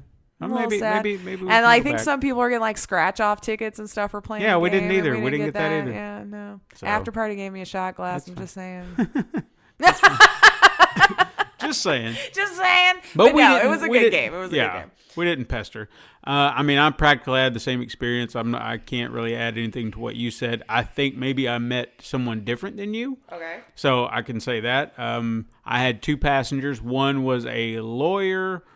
I think she was trying to be a lawyer, but she wanted to be a dancer, and she was having this conflict. Was it like you asked if she was a singer or something, and she's like, no, I was always a dancer? Was she crying? No, she seemed like she was on the phone with somebody, and she was mad, and it was just like, See, I think I had her, but I thought it started off saying your passenger's been crying. Yeah, but I feel like what you're saying is now reminding me of the conversation we had. Yeah, but maybe I just chose a different dialogue to be like, could be. Were you a singer or whatever it was? No, I remember she was on her phone. I wasn't trying to intrude, you know. And I said we're going under a tunnel, miss. Yeah. That was it, because I didn't. The way the conversation was going was like, you know what? If she loses him in the tunnel, good for her. You know, I'm not going to feel sorry for him. So I just left it, through. And she was one of the better ones that I guess the dialogue went proper, and she was like, "Thank you so much." Right. You're Come so to nice. find out, you were actually helping her. Like there was no tunnel. Yeah. You were just be like, if you want to get off the phone, here's a good out for you.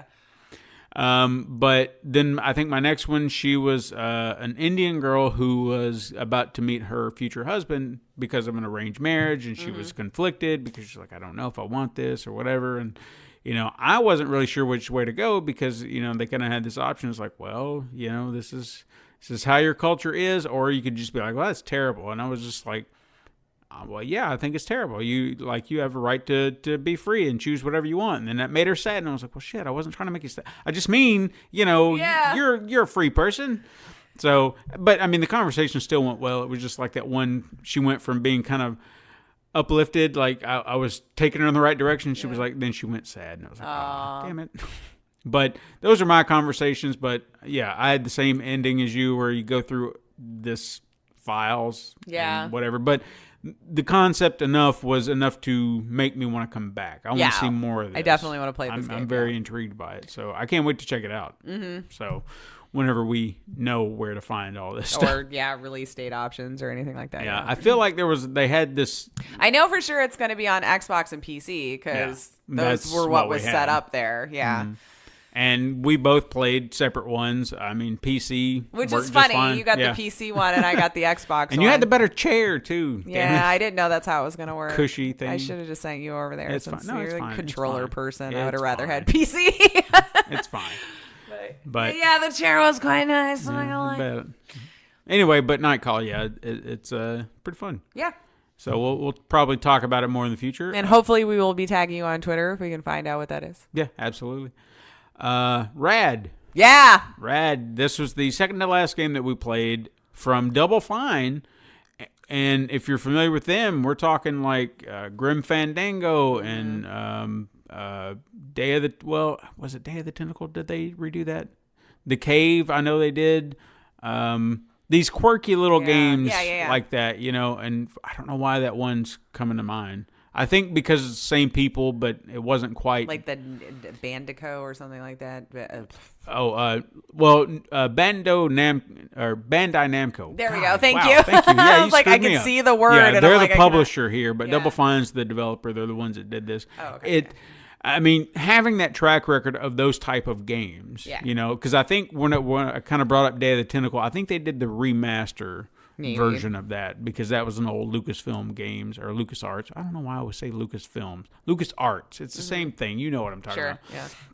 But it was kind of an odd kind of game for them because you have these quirky little story-driven games where it's, point and click type. Well, I mean, it had a quirk to it. I mean, like the two characters you chose, I can't remember the other one because I went straight for the Valley Girl. There was like 2 options or 3 options, and then several that were locked. I don't know what to say about it. But it was just like a kind of the top down diagonal-esque things, and it was just a combat slasher. Yeah, it almost like a dungeon crawler because you would find these little dungeons to go into, defeat the enemy. I didn't find it terribly difficult. No. I mean, I think I had one moment where I started to kind of get hit too much because maybe I just got too cocky because like nothing had really been that difficult up until that point. But I still never died because like I had enough. You had to collect like floppy drives, CDs, and cassettes. And that would open different chests respectively depending on how you went through it all. And I guess you could only hold like one pot or whatever you want to call it for your health. And the whole thing that I could find the objective was for this part of the demo was to open that one big door. Yeah. And so you'd find the different dungeons that had like the little triangle or the diamonds, I guess, or whatever. The big thing would come out of the ground and now you had teleport points. And then once I got into the door, I think that was it. No, there was like a boss fight in there, but I did not pass that because I just died. Yeah. So, but that would have been the end of the demo anyway if you had beaten that. But and I mean, if I'd seen this game and did not know they were attached, I would have just been like, oh yeah. And I'm not saying that the fact that they are makes it. I don't know. It's just it. I feel like there needs to be more for them. I was like, I feel like you're going. It's not a bad game. It's not a bad game. I mean, it's not necessarily one I would get. No. For myself personally, just my own yeah. tastes. For that sake, it's not a bad game. Not at all. We're not saying that. It's just Played well. it's an odd choice for them. Like if one day we heard NetherRealm Studios is coming out with My Little Pony, the game, you'd be like, what? Yeah. When did that happen? What? And it's just some platformer. You'd be like, I can't wrap my head around it. And it just feels, based on everything they've done up to this point, I don't know of any other game like this they've done. And it seems so far removed from all the other games. If they're trying something new, good for them. Yeah. But it's just, I expect these quirky little games from them. Yeah. And this is not that. And I was just like, well, okay. Yeah. So, Like I said, it was fine. yeah, it's fine. But just not what I was expecting. Right. Then the last, we lucked out on this, I feel like, because... Yeah, like there's no wait time. Yeah, no wait time. Well, it was for like this. 5:30 too, to be fair, so people were wrapping up and getting out. Finally. Right? But we got to play, what was it, Man of Medan? Which is going to be part of the anthology, the next Supermassive Games. The same people who did Until Dawn. Yes. And it plays exactly like Until Dawn. Yeah, if you are familiar with Until Dawn... You will know how to play this game. Yeah. You will absolutely. It was fine. Like I'm excited for it because like I really do like Until Dawn. I like those type of games. I'm usually really good with like QTEs and things like that and story driven narratives and stuff like that. So the Man of Medan is one of the games, to my understanding, that will be coming out in this group of games. But I still wish I would have remembered to ask if it was playing on a PlayStation Pro or just the regular PlayStation, because mine was having some bad lag issues. I had the same, because the dialogue right at the beginning when they were doing... was not in sync, right? Yeah, they kind of did this previously on thing. Kind of exactly like Until Dawn did. Yep. So it's like previously on, Man of Medan, and then kind of give you a quick cutscene. So you really still have no idea what's going on. You're just like, all right, things are happening. But yeah, when they're talking, the audio didn't sync up. I felt like it got better when you were in the game, but not by much. Even when it had a little cutscenes in the middle of it for me, it seemed like the mouth and the sound didn't sync up. But I also felt like I felt that way when I was watching the trailer for this game many months ago. Like, I feel like that was one thing that I just stood out to me, where I was like, for some reason, the mouth movements and the sound coming for, like the dialogue was just looked awkward to me. And I don't feel like they had that problem in Until Dawn. No. So when I saw it in the trailer, it was early announced. I was like, it's early. Yeah. I'm pretty forgiving about this kind of stuff, although I think it's a strange choice to put that together in a trailer from a company like that. Yeah. With it looking like that. But I was like, maybe it's just me. But then when I got on it today, I'm like, it's still like this? Yeah. So I'm concerned, because like I even felt like it plays exactly like Until Dawn. I would say that the movement seems a rough. little slower. Well, we couldn't run, and I think that was just the scenario that we were in, because we were captive. Not sure why. Because like I said, I know they did like a previously on. It alluded to the fact that we were going to look for some treasure or something. Young bucks. We find this map. We know better. We take a boat ride. Shit goes down. And now your character you're playing's been abducted by some group of people. Right. So you're being led, you're ahead of this guy that's pushing you through. I don't even know where you're at. Like if it's a cave or a tunnel or, and the controls are always kind of harder on that game because it's a fixed kind of camera angle. Like they do it on purpose, I know, for the feel of the game, for it to be spooky. So you can't just peek around a corner and see what's happening. So you're just kind of at the will of, if you work your way to a corner far enough, that the camera angle will change for you. And it does the same thing where something glows on the ground for you to inspect. Exactly the same way you pick it up. You hit R2 to pick it up, and then you move the joystick around, the right joystick, to inspect the thing in your hand. But I felt like right from the get-go, when I had control of the character, obviously I tried to turn around and see what would happen, and dude pushes me like, hey, keep going. So I'm like, all right, so we are definitely going this direction. And I saw the door right there, the doorway. I I couldn't even tell you how many times I tried to go through it and she wasn't going through it. So I was like, well, maybe I need to turn right. And then I turned right and it's no door there. And I finally got her lined up just right that it went through. And I'm like, that should not have been that hard. Okay. Well, I didn't experience that, so that's interesting. Yeah, she wouldn't go through the door. Like, I had her lined up to what I could tell. I mean, I'm not dumb. I can line up a character with a doorway. Yeah. But we finally got her through that. And at least I've played enough of those games that when you met... what's his name? I don't know, wherever the hell he came from. Yeah. I think it was supposed to be a friend of yours. But so did you have the question in the beginning where it's like, how do you... emotional or yes, like if you go with your heart or completely rational. So I'm sure that's going to play into it somehow into the game. And then it made it feel like it was time choices when you were talking to him, whether you're like, don't be weird or yeah, you're right or whatever. Because they had that tick, tick, tick, tick, tick, tick. I didn't see a timer. Yeah. But like I heard the tick, tick, tick, which is to lead to me like, I got to choose quick, you know? So I found some of the other options because I know in those types of games to go off into the corner because you'll find, stuff to unlock throughout. And maybe that's where I saw the little red X in the corner when you found stuff like there's no menu probably to go. Because like in Until Dawn, you could hit the menu button and go inspect whatever it was that you just picked up a little closer. And yeah, it was just like certain things like that. It was slower. And like I said, maybe it was just that particular level that you don't have a run button. I was annoyed that I couldn't control the flashlight until I could. Because I'm like, I can't see. And then, something happens to dude. And then I get to pick up the flashlight.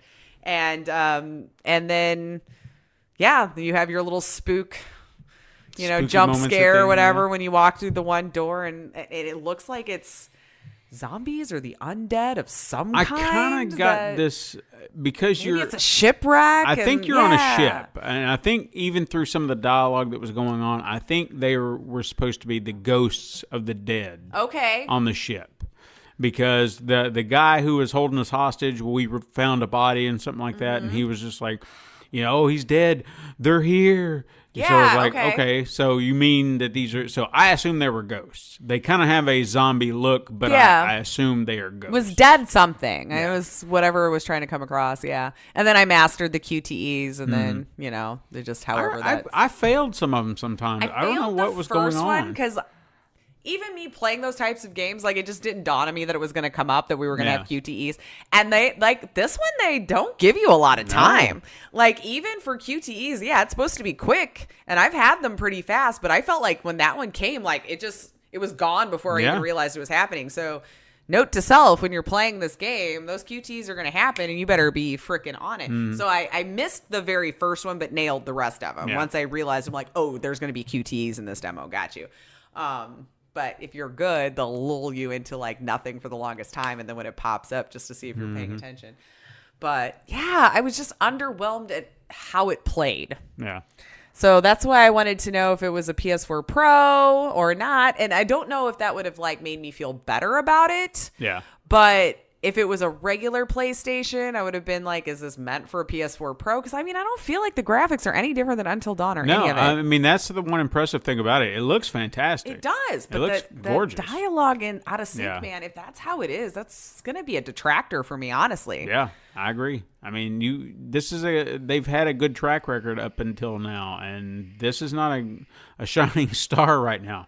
I'm hoping it's just like that PlayStation I got on was tired. Maybe it's lived a good long life since first generation. Because, I mean, obviously they're blocked up. I can't see what kind of PlayStation it is or anything like that. But I mean, they could have put them on PCs for all we know. This one is nice. Supposed to be on PC also. Yeah. So, I mean, obviously, if I have the PC choice, I'm going PC. Yeah.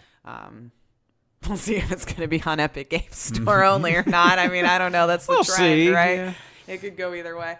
But, I don't know. Hopefully that stuff gets refined because I've actually been excited about this for quite a while. I remember when it was announced. Maybe it was E3 last year or the year before or something. I feel like it's been a good long while that we've been talking about it. It had to have been for a good long while because I'll be honest with you, I did not know. Like when I saw it, I was like, this does not sound familiar to me at all. And I had no recollection of this game whatsoever, so it must have been a long time. I couldn't remember the names of the games specifically, like the stories. Yeah. Actually... But I will say this while you're kind of looking that up. Dark Pictures Anthology. Yeah. Because they were the ones that said, like, Dark Pictures presents. Yeah. You know. So, Man of Medan. So, maybe it'll be a different... Maybe that's just going to be the first one. Maybe it'll be like a episodic or something. So... Well, when we were talking about... Because you were trying to remind me who the developer was, Supermassive. And then it got me thinking. I was like, oh, so are we going to have like an interesting, cast of actors that look familiar? Because, I mean, even... One guy did. I mean, Rami Malek, I didn't know him from Adam. I was a Mr. Robot fiend. Yeah. I had no idea who he was before, Until Dawn came out. And then, boom, I started seeing him everywhere. I was like, blew dude, up, right? Yeah, He's I knew who this guy was. Phenomenal actor, dude. You should check him out. He's already won like an Emmy for Mr. Robot and a freaking Oscar now too. He's just killing it. He's awesome. But I mean, it even had other familiar faces to me, like the main girl, Hayden Panettiere. I think I always say her name wrong too. I think it's supposed to be Panettiere or something, but I call it Panettiere. That sounds much better. We'll leave it at that. And then. God, I can't remember his name. I see his face. He's the guy that played Agent Ward on Agents of S.H.I.E.L.D. I used to know Until Dawn? Yeah. He was like one of the boyfriends, and I can't remember his name for the life of me. Maybe I don't know right who it now. is then. Yeah. Was he the jerk one? No, or the guy with the kid with the glasses and the blonde hair? No, he wasn't the... He was more of a buff guy. I think he was actually the one who was the nice one. The sleazy one? No, the nice one. Well, no, he's the one that came up there with the girlfriend, and they went to the cabin, and she got dragged off. Yeah, he's sleazy. Okay, yeah, so the sleazy guy. He was sleazy. Fair enough. He just always wanted to be. But I can't remember his name for the life of me right now. I'm not going to be able to help you because I didn't recognize him before. But I mean, that was at least three faces that I knew. You're the psychologist. Oh yeah, Peter Stormare. Yes, I can remember his damn name. So there were a lot of familiar faces in the game, but then with this one there was only one. The one guy, too. This one, right? So you're thinking of... Because wasn't he in Quantum Break? Yeah, I was going to say... well, I don't know which one... He's got a twin brother. I'm going to assume this is Shawn Ashmore. He's the guy that played Iceman in the X-Men movies. He was in Quantum Break. Sean like Cian or Sean like... Sean like Shorn. Shorn? Like Shorn. No, S-H-A...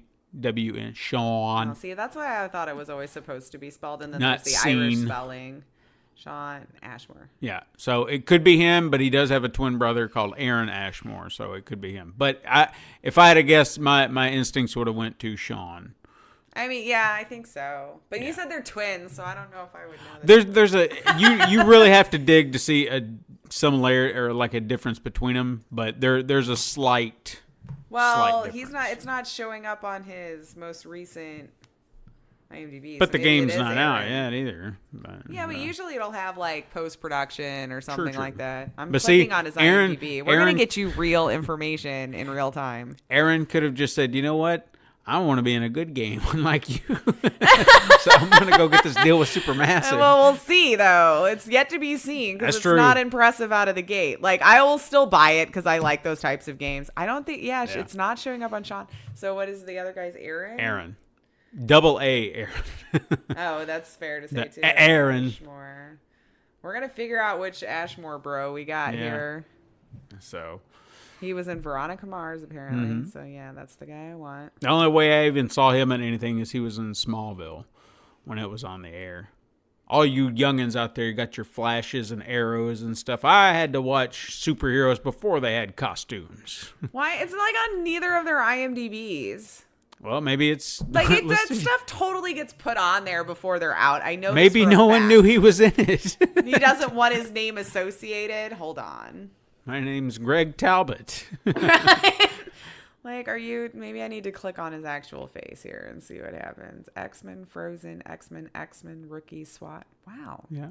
So, you know what? Okay, it doesn't we don't matter. even know. It doesn't matter. Maybe it's someone who kind of looks like the... Oh, okay, it is Sean. See, I had to just keep clicking and clicking. Okay, so it's Sean in the Dark Picture. See, I knew it was on there. He's Conrad. Perfect. We got it now. We know which Ashmore. The mystery is solved. We're not going to remember next week either. I will. Okay, that's fair. You will. I won't. But that is all the games that we played today. Yeah, I think so. What are we going to get into tomorrow? I honestly don't know. I mean, I don't know what more is left. I know that I promised Todd Days Gone. Dude, but you got to tell him it's been an I insane did. line. I'll say this up front. If I do not get to play Days Gone tomorrow, it's not my fault because we got there early. The line was filled. They had a little guy there. They don't let you take up space in the hallway. No, that was the thing because I was like, well, the guy told me 20 minutes and the guy moved, so I'll just stand right here near the line and then I'll just get in. And then a PAX enforcer, as they're called, shows up and he's like, hey, are you guys waiting to get into this line? I'm like, yeah. No. And he was like, okay, so what I'm going to need you to do is we can't have a line starting here. So you can make a couple of laps until it dies down. To be fair, though, it's good they're doing that. Yeah. Because, we are blocking a lot of stuff because Sure. people just stop whatever they feel like. I mean, it. in all But honesty, I wasn't blocking anything. I was leaned up against a wall. you should have just lied and been on your phone. Just been like, no. And then when you're in the line, be like, well, I just saw it opened up and I happened to be there doing other things, not waiting for I mean, there were other elements to it that I was sitting there. I was like, is But there yeah, a different angle I could hit right here? But no matter what happened, I mean, I was just sitting there thinking, I can stand here and stand here and stand here, and all these people keep showing up. It's like, can I get in this line? So when the line does fucking move, am I going to get up there in enough time? Yeah. It's a difficult spot to be put in. So I was just like, I do want to play it for him because that's something I promised him. I took him a lot of pictures, but I don't know if I can guarantee it. I want to guarantee it, but You just don't want to be there all day. yeah. Which is fair because also. I don't want to just sit there and lap. Yeah. In hopes that I can get in Maybe this line. tomorrow it'll be slower, or if we get there right at open, maybe we need to get there right at open. Well, good luck with that. Some people start lining up at like 9:30 just so they can get in first. Yeah. And then it's at the front. Yeah. It's right at the bottom of the stairs, so maybe we can just like elbow mofos out of the way like Maybe you we would can at try. Walmart on Black Friday. Like, this is mine. So we'll try. Yeah, well, yeah. Yeah. I just want to I want to get in on a VR game. Yeah. Some indie VR games. I saw one and be damned if I ever found it again. And I, of course, should have just taken a picture of what it was or where it was at because the map's kind of confusing. Mm-hmm. But hopefully we'll have some good stuff tomorrow, even if it's just bare bones. But we'll have something, a little something. Yeah, we're going to go. So- We're going to get something played. And hopefully we can Just tell Todd you were successful. At least I didn't make any promises. Well, that's all. Like, I'm excited for the game, but not. That's I don't all know. he I feel wanted. weird like going there and playing AAA games because I'm like, I'm gonna get those very soon, probably. Yeah. So like, I want to go do all the indie stuff. I mean, the only reason I wanted to do Mortal Kombat was just because You like Mortal Kombat? That yeah, makes total but, sense. But I was going to miss out on the beta, and everybody else getting to play the beta at home, and I'm missing out. So I figured this was a fair compromise. I'm at least getting to play yeah, but it. you at least got a time slot, so it was not like you had to stand there all day and waste your time. Yeah. So that was Like, that's I want to what they play needed. Dance Central, but they merged the lines in the Oculus thing. And I'm like, well, I'm not standing another 2.5 hours in line for Dance Central. Mm-hmm. So I'm just going to wait till it comes out, and hopefully I like it. Yeah, Because, like, God damn, that line was long. I know.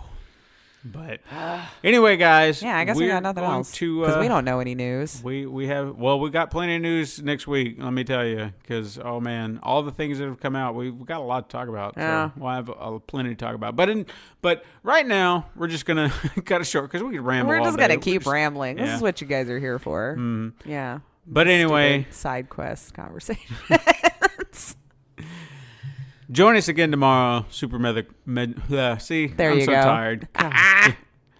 Join us again tomorrow. Super Mega Crash, siblings. But until then, game on.